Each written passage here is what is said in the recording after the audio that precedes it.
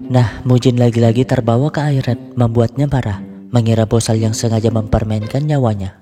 Tapi Bosal tentu membela diri. Toh yang menabrak Mujin adalah supir bus yang ketiduran itu. Dan faktanya, si supir sangat kelelahan akibat sistem kerja yang amburadul. Jadi yang harus Mujin salahkan adalah sistem dan struktur. Tapi kan yang punya kuasa menetapkan itu hanyalah politikus.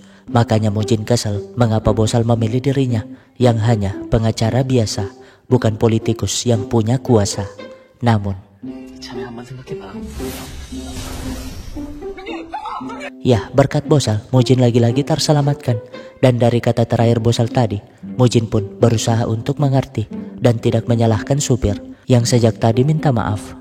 Kan Udinwati bingung, apa jangan-jangan si Mujin kesambet setan. Apalagi saat di kantor, Mujin tiba-tiba ingin jadi anggota dewan.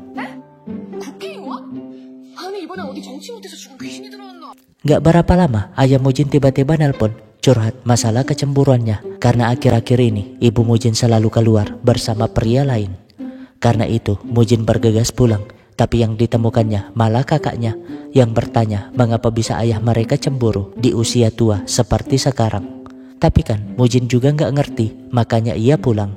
Tapi anehnya saat mendengar sesuatu, kakaknya buru-buru pergi dan gak berapa lama ibunya pun datang bersama temannya. Tiba-tiba Scooby-Doo itu mendekati teman ibunya sehingga Mujin menyapanya. Tapi lah ternyata ibu ini adalah hantu gentayangan yang gak mau diajak ngomong.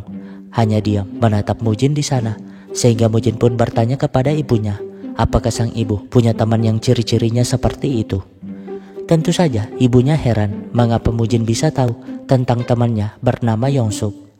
Cerita kalau Yongsuk adalah teman kerjanya yang meninggal di rumah sendiri akibat kelelahan sehingga ia mengadopsi Scooby-Doo milik Yongsuk itu. Besoknya untuk mencari tahu kecemburuan ayahnya, Mujin pun mengikuti sang ibu yang masih pagi sudah berdandan cantik. Membuat Mujin sangat terkejut karena ibunya memang bertemu dengan seorang pria. Tapi anehnya mereka bersama beberapa ibu lainnya berjalan ke kampus tempat sang ibu kerja sebagai petugas kebersihan, di mana mereka dipersilakan masuk ke sebuah ruangan yang ternyata disuruh ujian dengan soal yang sangat sulit. Kan Mujin tambah bingung, mana ada petugas kebersihan diuji dengan soal seperti itu. Apalagi hantu Yongsuk yang duduk di sampingnya seketika ketakutan dengan soal-soal tersebut. Ya, Yongsuk memperlihatkan apa yang terjadi sebenarnya kepada Mujin, di mana saat itu ia juga diuji dengan soal yang sama. Tapi karena nggak bisa ngejawab, pimpinan kacamata ini malah mempermalukannya, bahkan mengingatkan kalau ujian berikutnya adalah kesempatan terakhir. Dan jika Yongsuk gak lulus lagi, maka Yongsuk harus berhenti sebagai petugas kebersihan. Ingatan itu tentu membuat Mujin kesal, apalagi saat ia ke WC, salah satu pihak kampus tiba-tiba berkata, artinya si kacamata memang sengaja memberikan soal yang sulit, biar pekerja kebersihan yang tua-tua itu mundur dengan sendirinya, sehingga si kacamata gak perlu bayar pesangon dan gak melanggar aturan tenaga kerja.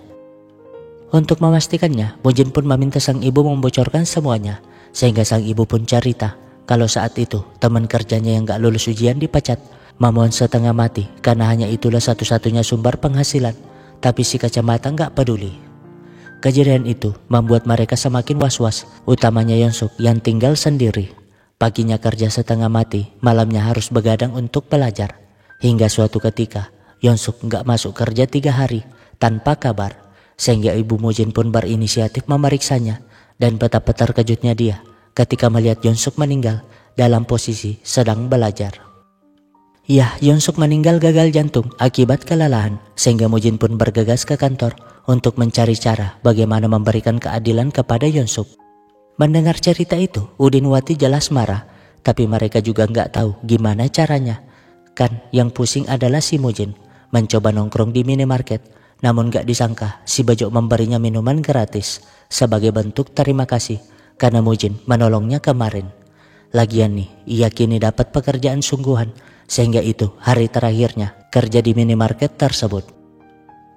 Besoknya mereka pun menemui si kacamata yang jelas ngaku gak ngerti dengan kedatangan mereka.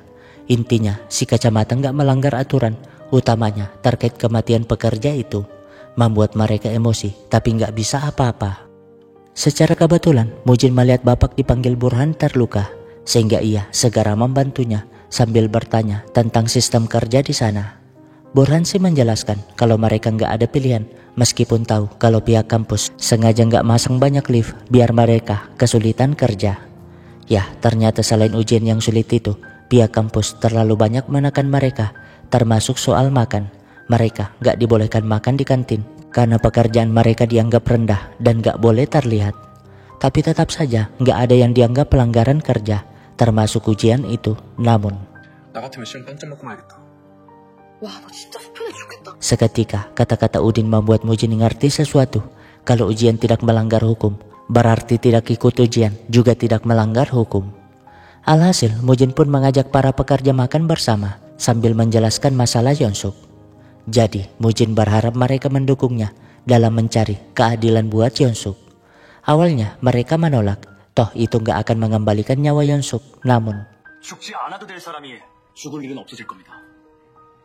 membuat mereka tersadar, apalagi Ibu Mujin menjelaskan kalau mereka adalah manusia, bukan robot yang dapat diperlakukan sesuka hati atasan. Intinya mereka berhak protes atas perlakuan gak adil tersebut.